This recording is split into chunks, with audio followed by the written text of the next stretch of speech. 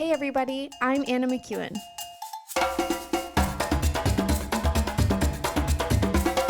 And now for Bob Switzer with the Epic Narrative. What? Welcome back, everybody, to the Epic Narrative. Absolutely having a ball doing this. The book of Exodus is just chock full of opportunities for us to reimagine God being good. And it's not an imagination that you have to be like Pollyanna, pie in the sky. Has anybody actually seen the movie Pollyanna? I did. Like, it's an old Disney movie. It's probably locked away in a vault now because there'd be so much protests. Oh, man. It would, yeah. But anyways, Pollyanna was a movie about a little girl who just wouldn't be negative. She was her name was Pollyanna. And that became the phrase. To be Pollyanna meant you just weren't going to be negative. And her perspective always seemed to win out. Even though all the adults knew better, somehow the way Pollyanna would view things turned out to be the way it should have been viewed. So anyway, I hope all of you are incredibly Pollyanna when it comes to your view of God, that every time you look at him, he just gets better and better and better. And even when circumstances try to change your mind, you're able to look at it and say, no, there's just no way God's doing this to me. There's no way that this negative circumstance is God's judgment on me, because that doesn't happen. Now, I might be reaping what I sow. Absolutely, yes. Yeah, that's true, because he is a God of freedom, and you are free to reap what you sow. And the enemy may attack you because you allowed opportunity for him to get in there. And that can happen. But God's goodness is still going to be there, because you can't do anything to separate yourself from his goodness and his love. And, it's just so Pollyanna. But you know what? Sometimes when God is doing amazing things in your life, even if you don't necessarily recognize it all the time, there are people that are watching you, and sometimes the people that watch you the most are your family members. Am I right? Am I right? Am I right? I know I'm right. I know I am, right? There have been many times that family members have called me out on inconsistencies because my job was in, quote, ministry. I was a pastor. Bob, you're a pastor? Yeah, I would hear that. I'm not going to say who, it doesn't matter. Family members keep a close eye on you. And when they think that you might be better than they are, or more connected to God, or more loved by God than they are, it can be a bit contentious. You show up at a family gathering of some sort, and they're watching you. They're like, let's just see. Let's see if they dance to that music. Let's see if they know the words to that lyric. To that song, the lyrics to that song. I know I just repeated myself. The words to the lyric. They are the same thing. I know. I misspoke. It's fascinating to me. It truly is. And I remember trying, to make everyone happy, but that came out of another lie that I believed, right? I believed at that time, especially early on in my ministry, I believed that God was a God who could get angry with me and bring, quote, the hammer. He could bring the hammer.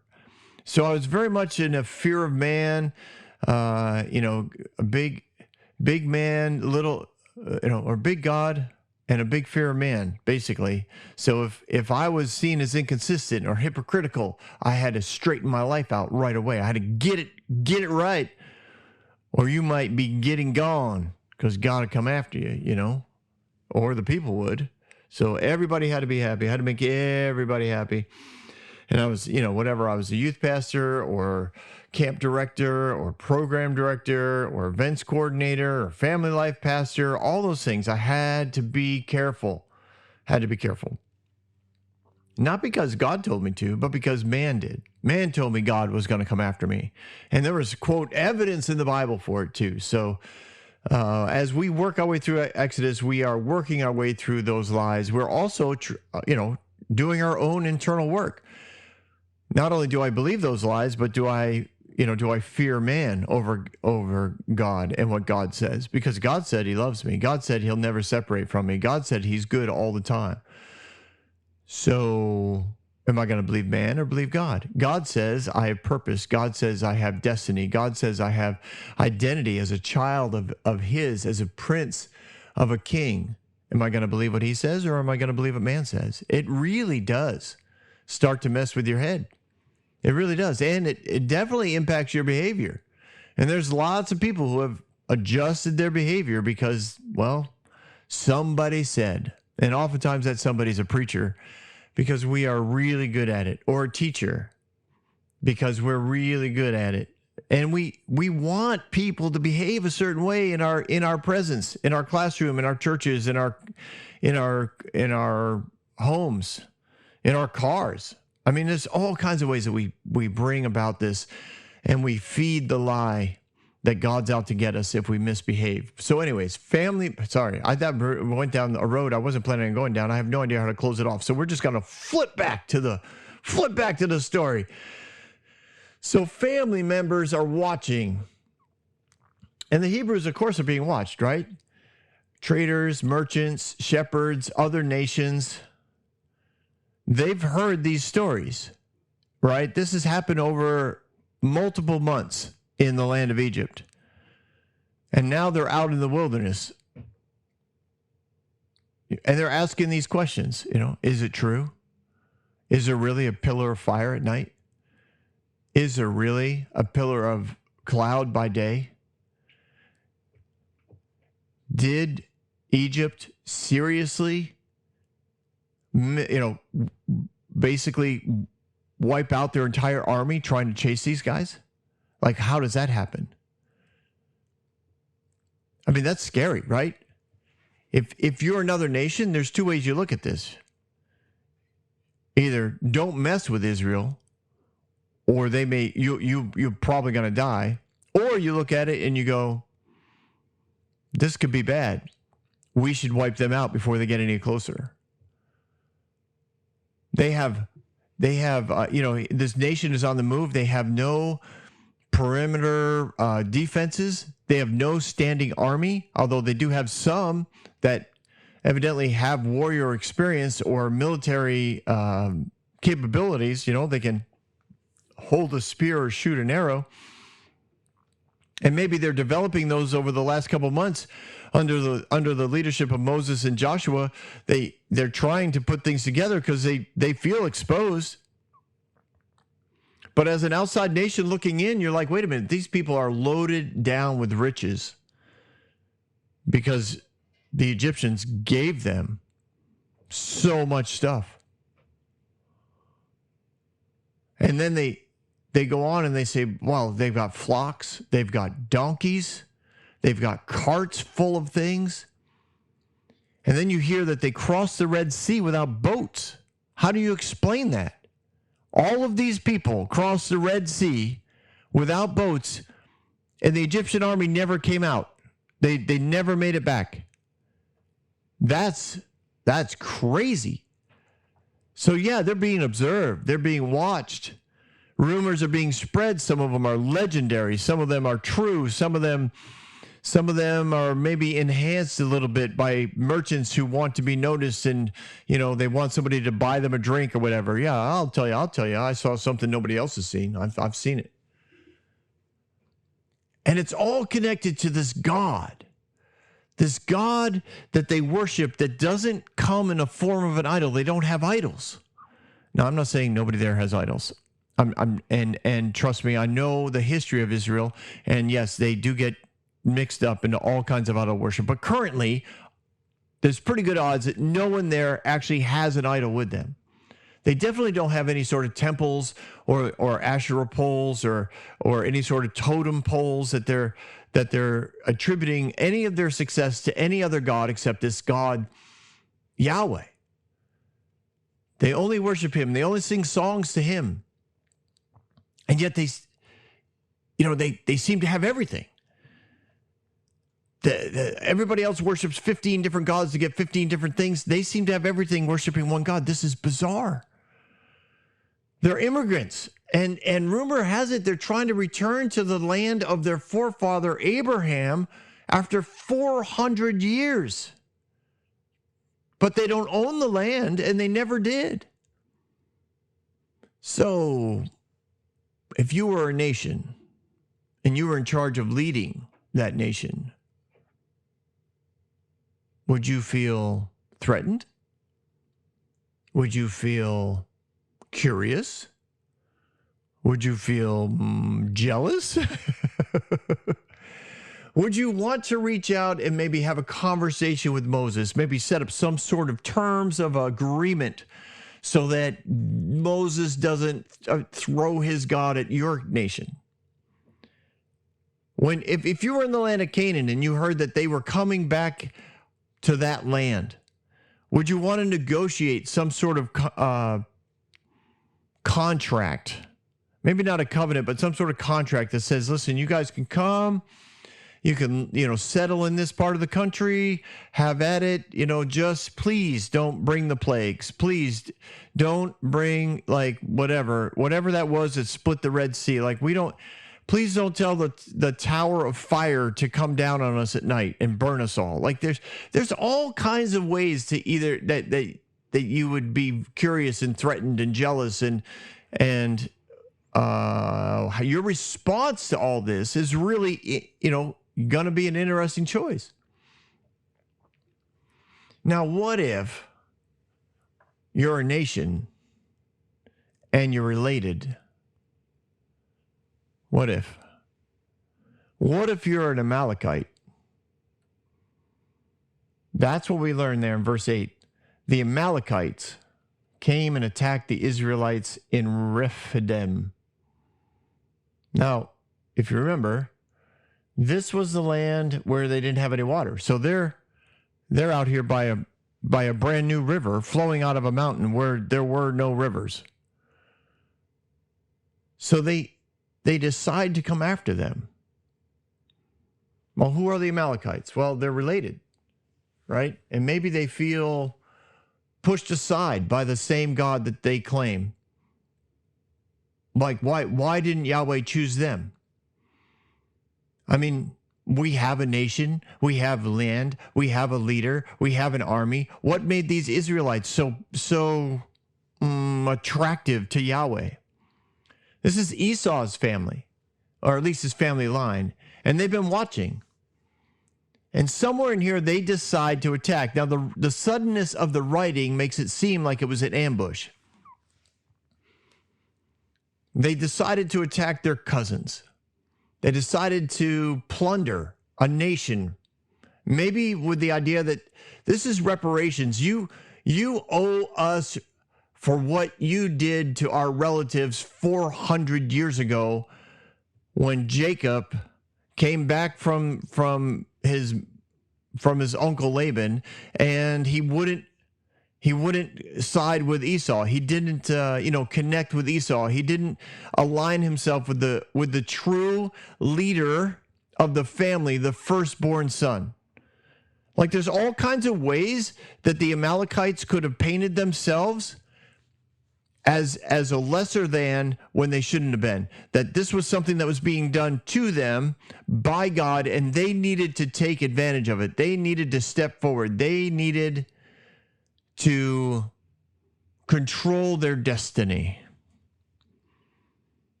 They are trying to get what they think is owed them by their relatives and by God. They're from Esau's line, through the concubine, et cetera, but the bottom line is they're cousins. So they come and attack. Like I said, it's written as though it's an ambush, but most likely it was one of those things where they showed up for battle, but they didn't send any emissaries for conversation. They didn't say, hey, we're thinking about attacking you, but we don't have to attack you. If you don't want us to attack you, we can, make arrangements. You can pay us tribute. You can pay for passage. We'll provide safety for you. We'll even let our armies, guard you from being attacked by others. Clearly, you are ill prepared. You have all these riches. You are camping alongside a river that didn't exist, 2 days ago. It's whatever. Like there was probably no conversation about peace. They just kind of showed up ready for battle. Now it says, Moses says to Joshua, choose some men, some of our men, go out and fight the Amalekites. Tomorrow I will stand on top of the hill with the staff of God in my hand. Now this is pretty awesome. This is awesome on a lot of levels, right? Moses goes to Joshua. Now Moses delegates the troop leadership to Joshua when Moses had better qualifications and more experience to lead the people into battle. He was a general in the Egyptian army. And he's allowing a young man to lead the army. Not only just lead it, he says, I want you to choose your people out of our men. He goes, I'm going to stand on a hill. In other words, I'm just going to watch what happens tomorrow. I'm going to bring with me the staff of God. This is really awesome because he didn't go to God and say, hey, what should I do? He's starting to see a pattern. It's good for him to have this staff with him, whatever he's doing, that God really will have his back regardless of what they choose to do. So Moses says, listen, choose your army. I'm going to go stand on the hill tomorrow with the staff of God. I've got your back. I'm going to give you covering. Now, there's a lot of opportunity to learn about leadership in this role. And there's a lot of church leaders that would have never done this. Never. They would have never looked at a battle. Now, this is a serious life and death situation. This is not only like a reality for men and women to possibly be taken captive again, to lose all of the wealth of the nation, to lose the reputation, quote, the reputation of God, the reputation of you as a leader. Like Moses laid it all on the line and just said, you know what, Joshua, you're younger than I am. You have more energy than I do. I have wisdom. I have oversight. You can go handle this. Now, lots of church leaders will delegate lower end jobs, right? With little attention, no real covering if they fail. And if they fail, the pastor will say like, well, I'll go talk to the young man. He just, he didn't quite know what he was doing. I remember when I was young and I felt the same way. They're just a little whatever, and I'll take care of it, right? They can come in, they swoop in later, not as a support system, not as a covering, but as a disciplinarian, quote, I will mentor. This is a mentoring opportunity. I will spend some time with the young man and let him know all the things he did wrong. I mean, it's really kind of crazy. It's crazy, but that's the way that they lead. Moses, in this instant, didn't do that. It's fascinating because this is an opportunity to continue to solidify himself as a leader of the people. He could lead the nation into battle, and he could win the battle with the power of the Lord, and everybody would say, wow, you are amazing. Wow, you are somebody we can believe in. Wow, you are somebody we can follow. Wow, Moses is everything we have ever wanted in a king and in a master and in a leader, and he connects us to God, yada, yada, yada. The same thing so many pastors want, right? I want people who are loyal to me. I want people who will support me. I want somebody who's always going to be there. And then if you hear something negative about me, then you as the underling need to stand in the way and take that shot, because you need to protect my reputation. You need to protect the perception that people have of me. You need to make me seem like I'm the good guy and whatever. Like you know what I'm talking about. Those kind of leaders. There's a lot of pastors that are this way. And Moses wasn't. This is amazing to me. This is amazing. Pick your own army. Your people, your judgment. I'm going to trust you on this. I'm going to stay connected with God. I'm going to stay in a place of oversight. I'm going to give opportunity for help if you need it. I'll be watching. But I'm also going to be there. And if the whole thing goes south, I'll be there. I'm going to cover you. This is pretty spectacular as a leadership quality in Moses. Tremendous humility to do this. It really, really is. I stand here, before the microphone alone in my little bedroom, and I think I don't know many leaders who could do this. There's plenty of leaders who would throw underlings into a fire pit and be like, go for it. And then when they failed, they would be the first ones to call them into the office and say, let's go over all the ways that you need to apologize. Let's go over all the ways that you offended others because of what you said or how you did that, or whatever, what you preached. Like, there's all kinds of ways. Or they so control it that they would have brought Joshua in and said, listen, all right, I'm going to let you lead this, but here's the list of people I want in the army. And this is the way I've drawn up the defensive plan, the offensive plan. I want you to run it exactly the way I'm telling you, because I know how to run an army. I've run armies before. Have you? I don't think you've ever run. This is your first battle, right? Oh, well, yeah, definitely you need to listen to me. Do you understand that? I'm mentoring you. It's because I love you that I want to control you. And why do they behave that way? Because it's exactly the way they believe God behaves. I love you, therefore I want to control you. And that's not the way God behaves. And we've covered that many, many times. All right. So, verse 10. So Joshua fought the Amalekites as Moses had ordered, and Moses and Aaron and Hur went up to the top of the hill. As long as Moses held his hand in the air, the Israelites were winning. But whenever he lowered his hands, the Amalekites were winning. When Moses' hands grew tired, they took up a stone and put it under him, and he sat on it. Moses and Hur held his hands up, one on one side, one on the other, so that his hands remained steady until sunset. So Joshua overcame the Amalekite army with the sword. Then the Lord said to Moses, write this on a scroll as something to be remembered, and make sure that Joshua hears it, because I will completely blot out the name of the Amalekite from under heaven. Moses built an altar and called it, "The Lord is my banner," he said, because the hands were lifted up against the throne of the Lord, and the Lord will be at war against the Amalekites from generation to generation. All right, well, clearly we have some issues here we have to work through here on these last few verses, but let's get through the battle. Moses is on the hill, and he lifts his arms, again, signifying covering. There's something about lifting his arms that for him was a form of worship and connection to God, and he wanted Joshua to be able to see that he was being covered. Again, a beautiful thing of humble leadership. Moses is saying to Joshua, not verbally, not through a loudspeaker, not through some form of whatever public announcement. He's standing on a hill covering Joshua. I don't know where all the public is at this point. I really don't. I don't know how far away they are. I don't know if they're allowed, to get close to the battlefield.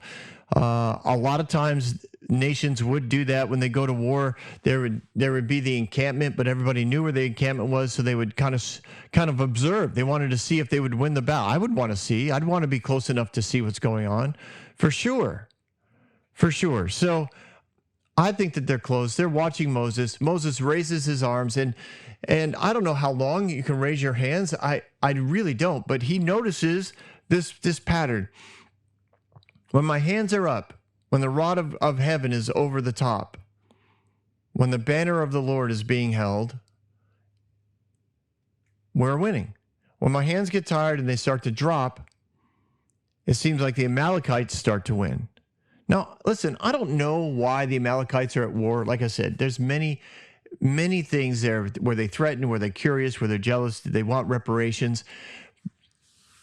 There also could have been politics involved. The Amalekite leadership could have said, "Listen, there's nothing like a good battle to get rich off of, right? So many governments go to war because it's a way to channel money into the coffers of the government. It's not just the United States. It happened.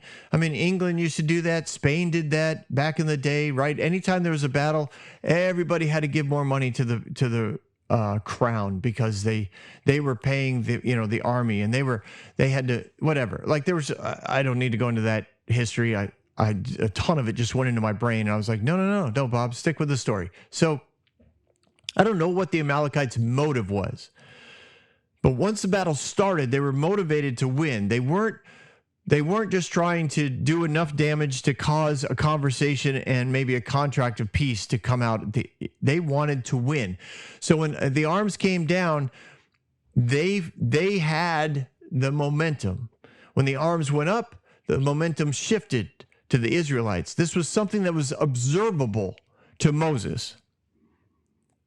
Now, Moses is on this hill with two of his closest advisors, his brother and another Levite called Hur, and an elder in the land. And he says, like, they're observing this as well. And I'm sure that there's a conversation that occurs.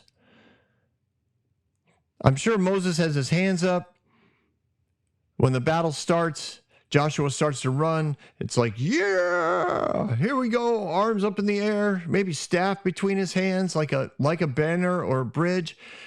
Joshua goes and he's watching, and his hands are up, and it's just easy to stay up because he's kind of cheering them on. And then his arms kind of get tired, and it drops, or maybe he leans on his staff, and now the battle starts to turn, and so he, for whatever reason, he does it again, and he can see the momentum shift. And that happens, I don't know, 2-3 times. And then he probably looks at Aaron and goes, "Are you seeing this, brother? I mean, am I imagining what's going on? This is right?" And Aaron's like, "Absolutely, this is what's going on." There's something about worshiping the Lord that frees our troops into greater battle. Now, there's something to observe, right? That worship, raising up the banner of the Lord, releases more power and authority to battle the enemy. Man, that was a tough word to come up with, right?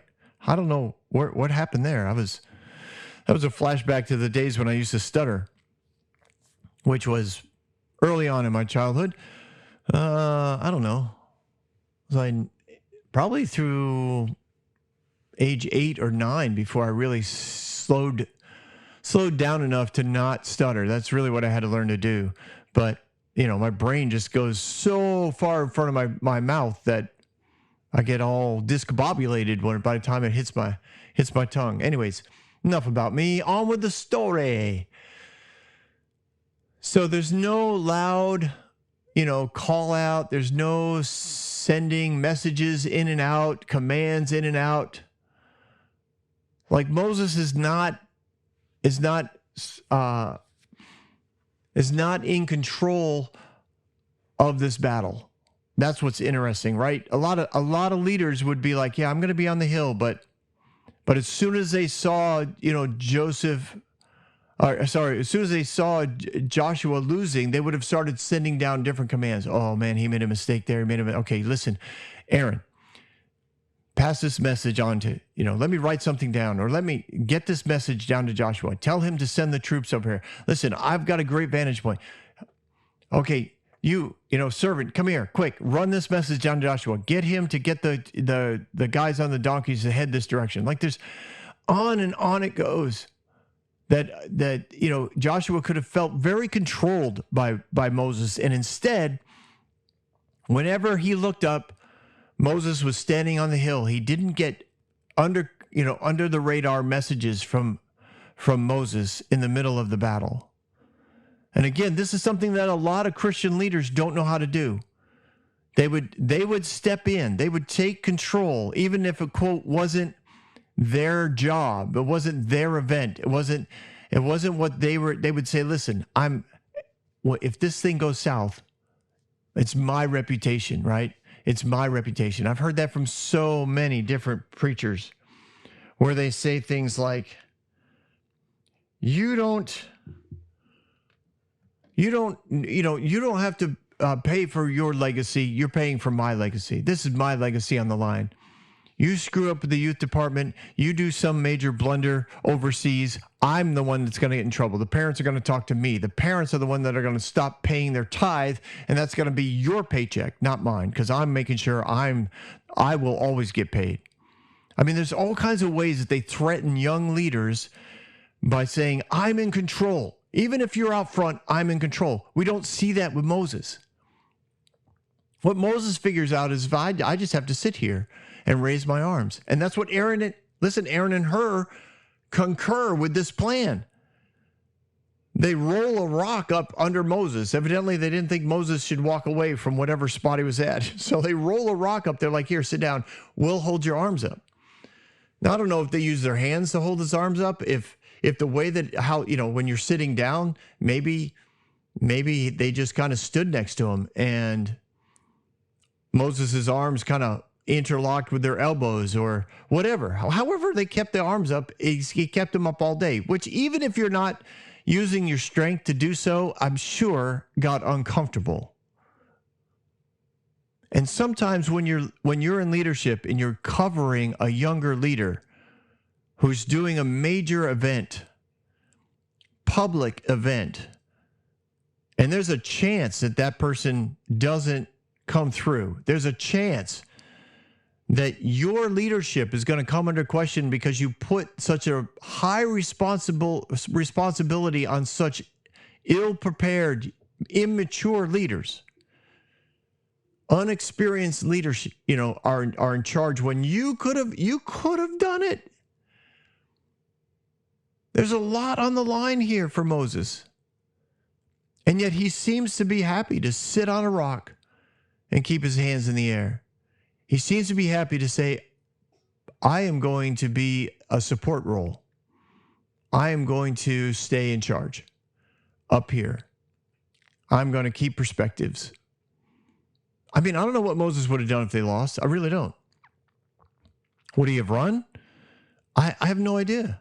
What's the plan? You can say, well, God stepped in and he was mad at the Amalekites, and so he forced them to lose so that he could kill them all because he's a just God and he's a righteous God, and he would never let his people be denied the victory that is theirs because the Amalekites worshiped idols and they all deserve to die. Yep. Well, you may feel that way. You really do. And I've been over it before. I understand where that theology comes from. I truly do. But I don't think that's how God operates. I don't think he was making the Amalekites lose.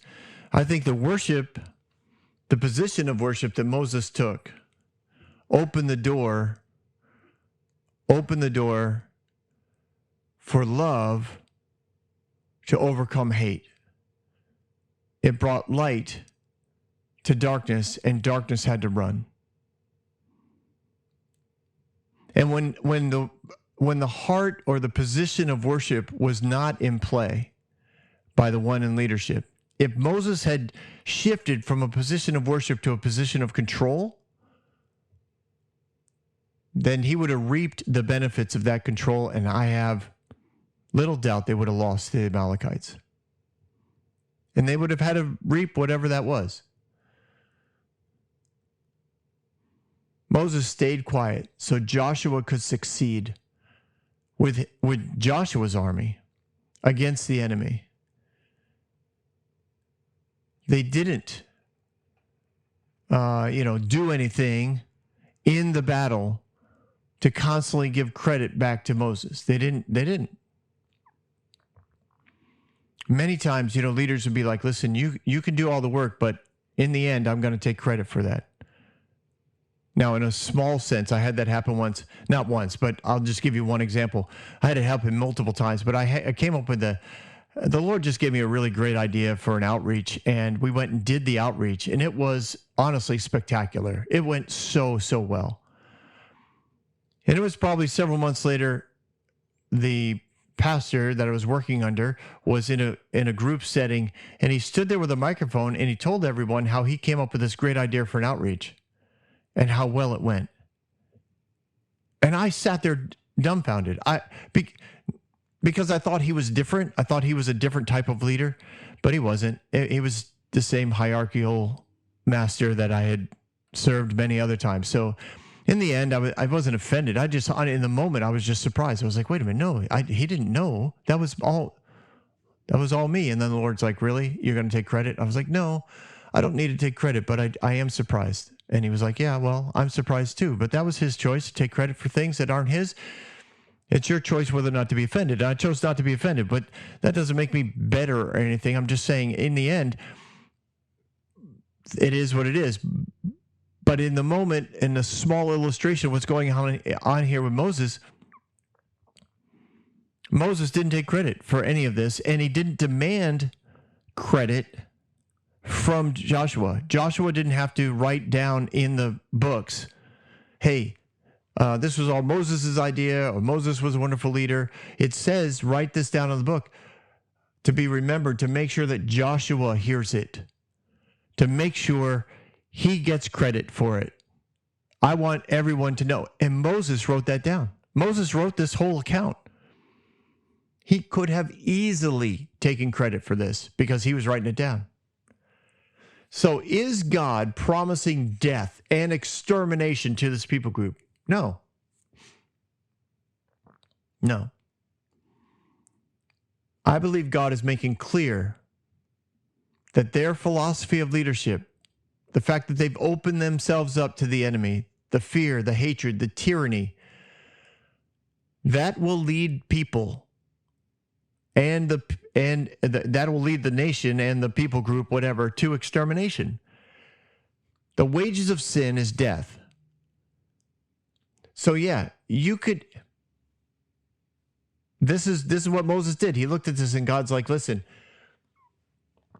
if the Amalekites continue down their path, they will die. And Moses is like, God said the Amalekites are going to die. Did he say that? Yes, he did say that. Why? Because of the path that they're on. That's why. You say, well, Bob, that's not what it says. That's just what the Bible says. It's not what the Word of God says, Bob. I know. But it is what the Word of God says because it shows us Jesus. And Jesus is the perfect picture of the Father. So when we look at something like this, what do we know about sin? The sin comes to kill, steal, and destroy. What do we know about the Amalekites? They are in the midst of a very sinful leadership group. And if they continue down that path, God says, yeah, they're going to be completely wiped out. The other thing that he's saying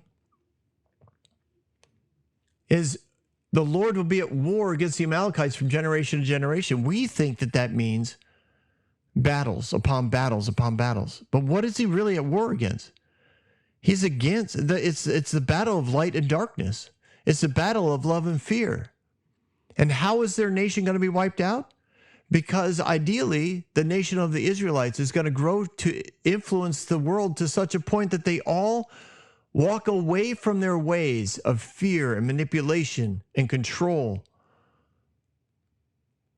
And in essence, their culture completely wiped out and exchanged for the culture of heaven.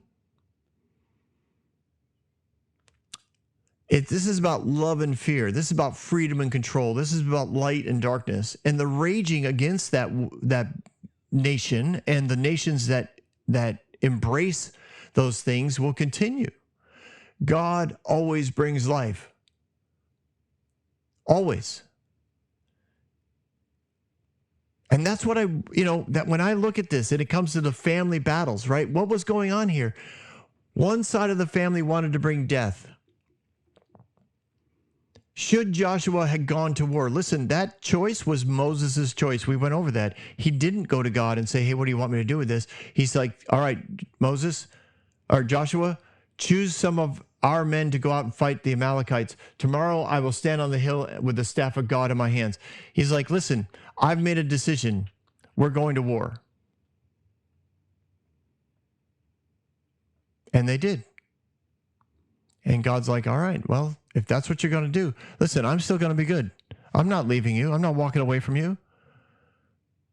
You worship me, it's going to release light. When you release light, it wins over darkness. This is how we win the battles.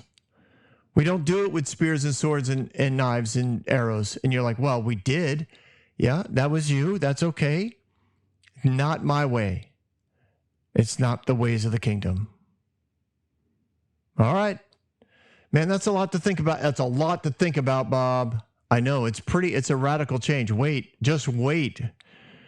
There is more to come in the book of Exodus.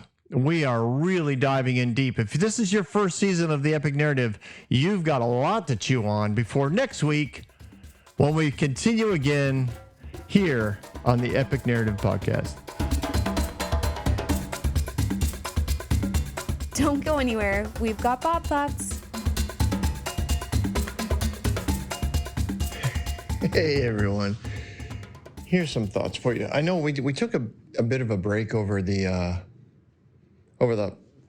holidays, mostly because I thought a lot of times people have said in the past couple of years that if we keep running every Monday, which we could do with the story, they fall behind because it's the holidays and they're out of their regular schedule. The kids are home from school, all that sort of thing.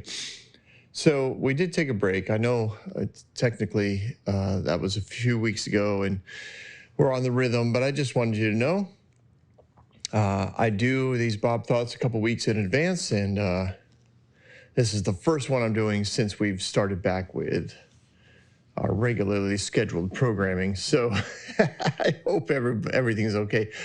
And I also wanted to start getting my sermons off of the various churches that I've been to, off of their podcast sites and onto mine, which seemed like it would be an easy thing to do. But the wonderful world of AI was like, no, we know this voice and we know these words, and somebody else has already claimed them.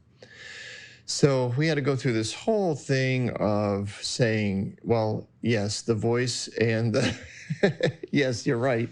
It has been posted somewhere else on the World Wide Web, and it's still me. I just want to post them here. And basically, it just turned into way bigger of a project than either Brian or I wanted to get into. And bless Brian's heart, it was supposed to make his life easier over Christmas vacation, and it made it worse. So that's the story. Like I said, I know it's a couple weeks late, but I do these a couple weeks in advance. I also found, when I listened to this last episode, I was like, I must have been super relaxed. Like, it just sounded like I was, to me, I sounded very chill and talk slow. And I've heard it said, and honestly, I agree. I sound better at a faster speed. So if you listen to this at double time, like, that makes perfect sense to me. When I listen back, double time actually sounds like a normal conversation. And so feel free to speed things up. But I hope you kind of caught just in today's episode the complicated life that family brings. It just does. It doesn't mean it's bad. It just complicates things. And I don't know when the Amalekites decided to take on Israel. I really don't. I hope you can come up with your own imagination as to what was motivating them to take on Israelites at this time. I think it was multi-layered, and again, the humility of Moses as a leader just really struck me as pretty amazing, that he would really give all the credit and not only responsibility and authority, but also credit to Joshua, when he easily could have stepped in and said, "Hey, I'm the dude in charge. Like, you're working for me, and this is I get the credit, and you get some of it. I'll pass some off to you." But he's just an amazing leader in that sense, and I hope you captured that as well.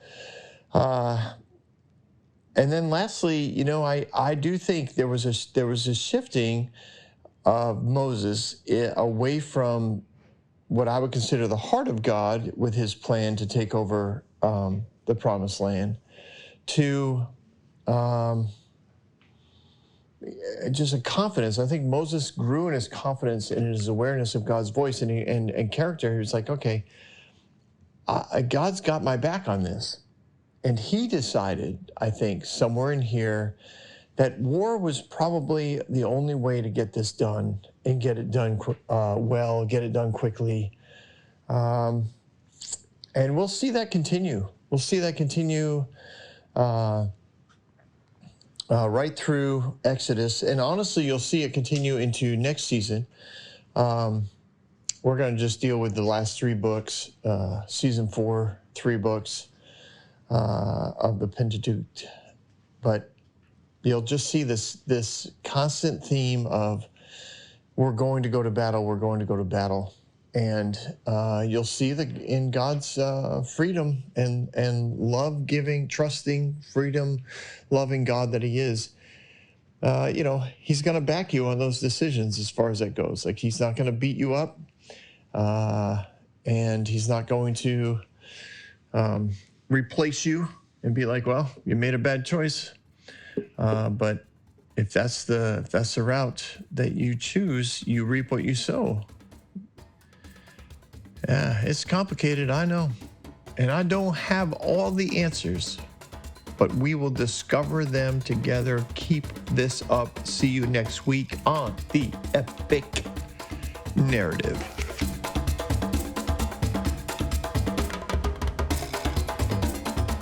Hey everyone, thanks for listening. If you like what you heard, you can subscribe to this podcast on any platform you use.